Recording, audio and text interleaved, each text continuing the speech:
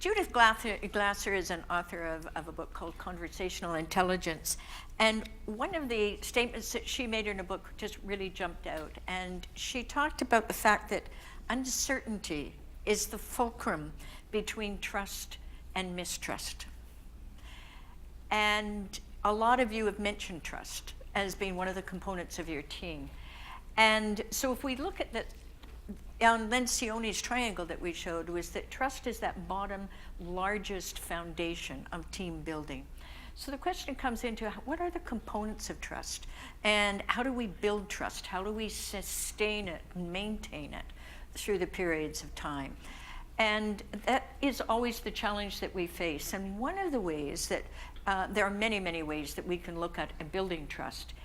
One of the ways we can look at is borrowing from Virginia Satir, who was a family therapist, of looking at her concept of expectations.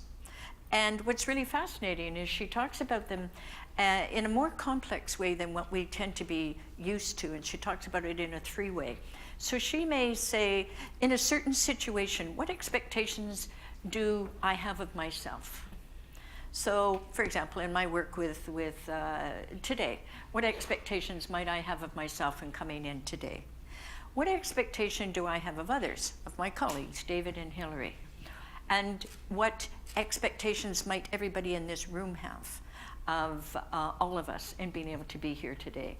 And the complexity and the three ways of that are really important to be able to consider all of them. What happens is very often our expectations or hopes, if we want, are implicit rather than explicit. And so we often act on our expectations or hopes, thinking that the other person has the same expectation, right? Or the same hope that we do. And if we don't take the time to clarify these, we often end up with unmet expectations, or then that may lead to conflict. We tend to move into reactive behaviors.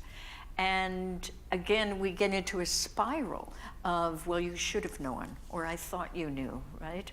Those kinds of discussions. And as a parent of two sons, I can certainly attribute to that in the kind of our home conversations in the past.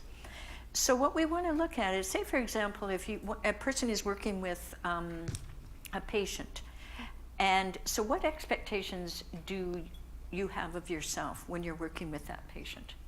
What expectation does the patient have of you?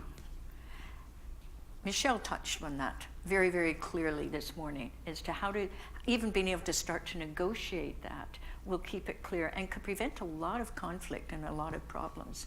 It can also turn into same patient, what expectations do I have of myself, of my colleagues? And what do they have of me? If you're working within a team, what expectations do people have related to the service in that way? So then what expectations does the community have of us? What does our policies, our funding bodies? And it can go out into a wider and wider kind of circle.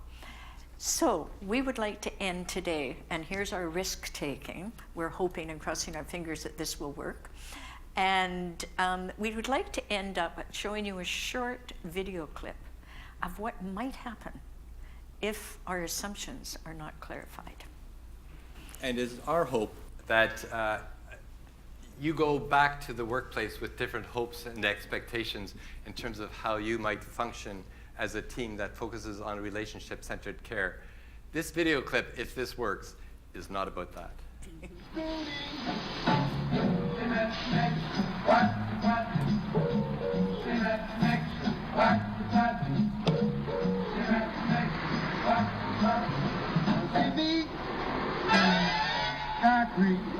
First to get some gravel, pour it in the bowl.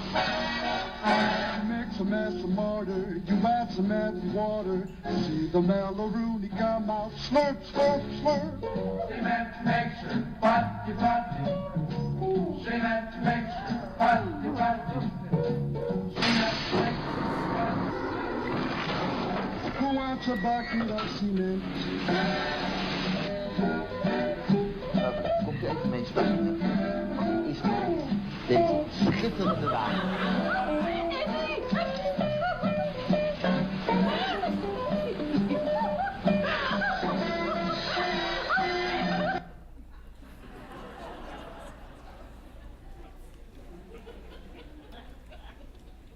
Thank you very much.